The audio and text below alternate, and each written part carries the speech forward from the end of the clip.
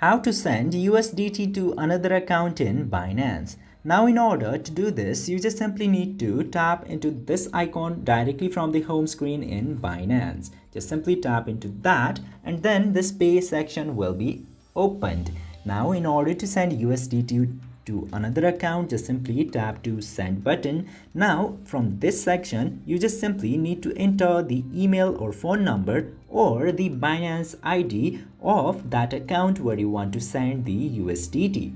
Just simply do that, enter the receiver's details in this section and tap to continue. After doing this, you need to select the USDT and the amount of USDT that you would like to send to the other account and then verify the payment, and after doing that much you are all set and your USDT will be transferred or sent to the other account. I hope this video helped you. If yes, don't forget to hit that subscribe button.